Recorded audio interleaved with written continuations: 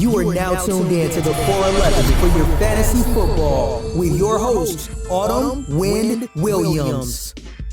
What's going on, guys? It's the 411 for your fantasy football. My name is Autumn Wind Williams.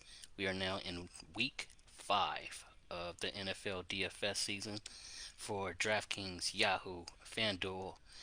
That is the sites that I'm playing on, and I'm providing you guys at each position along with the DST defense.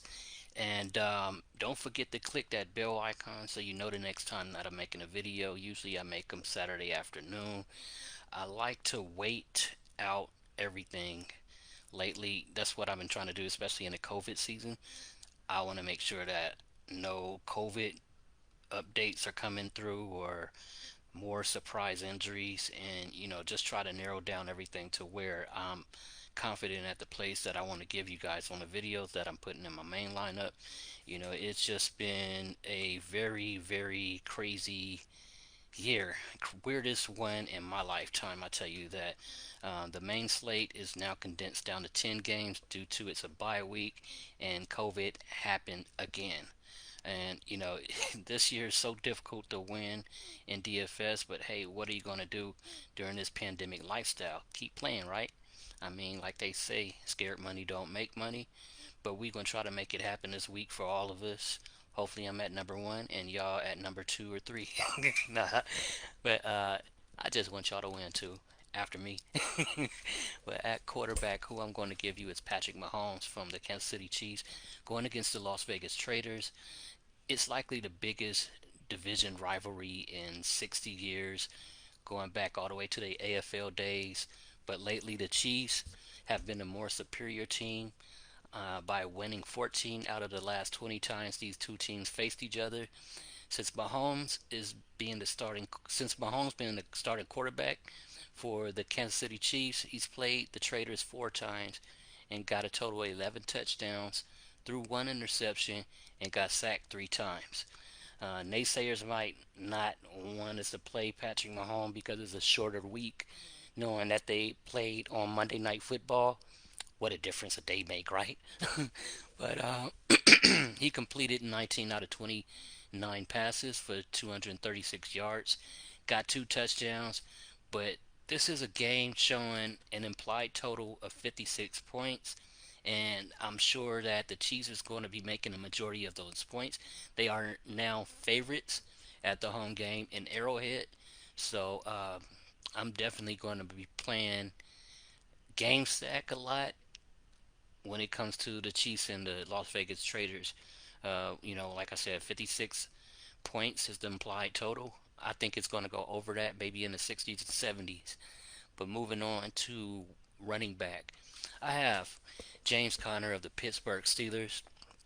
Conner and the Steelers, they're coming off of a COVID bye week due to their week 2 opponents, Tennessee Titans, couldn't keep their hands clean. But hopefully they learn from it. They play their game on Tuesday night against the Buffalo Bills.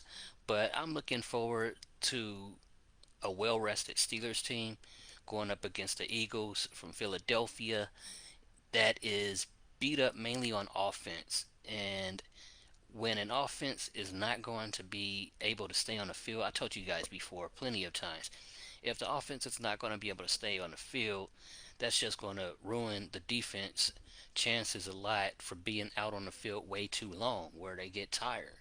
And that's perfect for James Conner if you are expecting the Steelers to be ahead early in a game where he can run the ball a lot.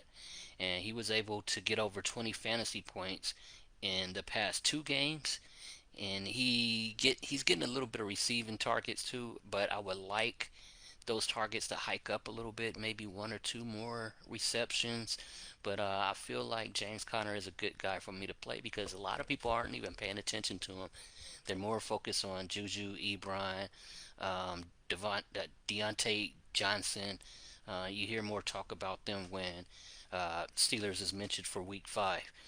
Moving on to wide receiver. This is going to be my scariest play in this lineup, but I'm stacking them with Patrick Mahomes. I'm talking about Sammy Watkins. Almost every time I play this guy, he either gets injured or not productive. But lately, he's been looking better this year. I mean, he's getting decent amount of targets. And this week, if at least one of them, targets can get him in the end zone, he's going to have a great game as long as he does not fumble the ball. But Sammy Watkins, this is another guy that I'm looking at where, like I was saying with the Steelers, people are focused on Deontay Johnson, Juju Smith-Schuster, Eric Ebron. When you think of Kansas City Chiefs, people are focused on uh, he he Ealer or whatever his name is, the running back. Ealer, they're focused on Tariq Hill, and they focus on Kelsey. This way, stacking Mahomes and Watson, that's giving me a part of that game where I don't have to pay too much of a high price and I can look for other guys that I can pay up for. So that's another reason why I want to play Watson, and I might play another guy from that game to stack with Watson and Mahomes. And I'm definitely going to bring back that stack with the next guy I have for you from the Las Vegas Traders. I'm talking about Darren Waller at tight end. I'm bringing him back in this game because, like I said, with that 56-point high implied total, it only makes sense to play Derek Carr main guy when he's receiving high volume work. He caught 9 out of 12 passes for 88 yards last week against the Bills, and it's possibility he'll match that with the touchdown unless Carr start throwing to offensive linemen again in the red zone, or tight end Moreau, or some random guy that we wouldn't even select unless it was a showdown slate. Last but not least, I have the Pittsburgh Steelers defense that I'm stacking with James Conner. Reason why, like I said, Philadelphia Eagles offense is beat up, and just look at how the Steelers, they got 10 sacks in one game 4 times in their franchise. That's their team record. And I think they can possibly do it again tomorrow going against Carson Wentz and a beat up offense. That'll be excellent. Having a Steelers defense in my lineup and they get 10 sacks. Look at their production though, the past 3 games that they played. Game 1 against the Giants, they got 2 interceptions, 3 sacks, and they only allowed 29 rushing yards and 262 passing yards. Week 2, they got 1 interception, 1 defensive fumble, 7 sacks, 1 safety, 215 passing yards, 104 rushing yards.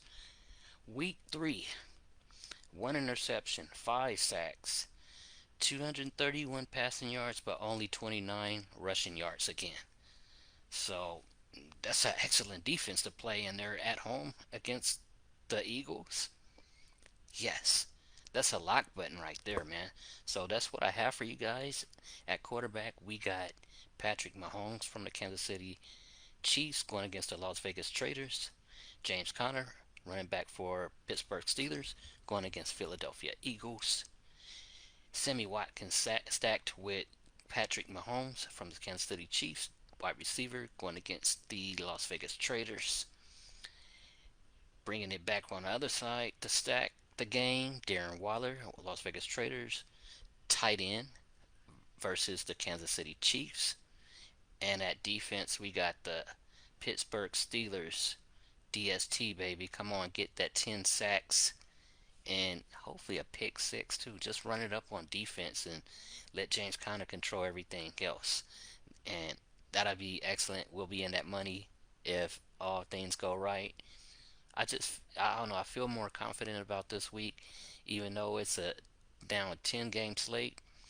I know a lot of people are chasing certain chalk, and I might play some of that chalk, but I'm going to try to back away a lot because with 10 games, everything's condensed. Everybody's already condensed how many games they want to play each week, and it's just condensed a whole lot more with us losing 2 more games this week. Um, on the main slate. So, I'm just going to try to work my magic and do whatever I can. You guys try to do the same thing. Go out there and research. Just don't rely on my video or another YouTube video or a podcast. Dig down and do some research, like how I did with the Traders and Kansas City Chiefs.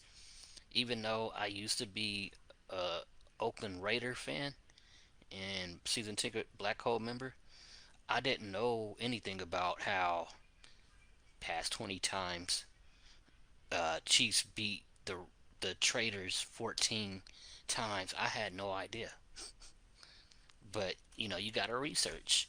You gotta research. I didn't know Patrick Mahomes. I'm sorry, Mom Mahomes. She don't like people calling Pat, but I didn't know he threw for 11 touchdowns against the Raiders, Traders, whatever, and threw one interception and got sacked 3 times. His past 4 times that he went up against him. You got to dig down and look for players that you're interested in, because you might decide that you're not. Like I was researching, I was thinking, I was considering Derek Carr at first at the beginning of the week. Then I really started looking at how he has not done that great. But I might still play a Derek Carr stack lineup on the other side, the hedge, because like they say, any given Sunday, anything can happen, man. So that's what you have to do. You have to dig, research, hedge some of your lineups, go against your own opinion sometime, and don't be just biased playing all your favorite team players and things like that. That's how you lose in DFS real quick. Even in year-long fantasy, I got 2 guys I'm going against that got nothing but Chiefs dang near in their lineups, and one that got nothing but 49ers in their lineups. They're going for it, the favorite team, but they need to be more wiser about that decision. Because say that whole entire team flops, or that whole entire team end up like Titans facing COVID. What, 20 players, something like that? You don't want that to happen, man. But yeah, think wise. And I'm about out of here, you guys. I'm about to watch some more college football. And good luck tomorrow. Stay safe. Stay blessed. Win that money. I'm out. Peace. Thank you for listening to this episode of the 411 Podcast. Now get ready to make that money. And don't forget to follow us on Twitter at the 411 DFS.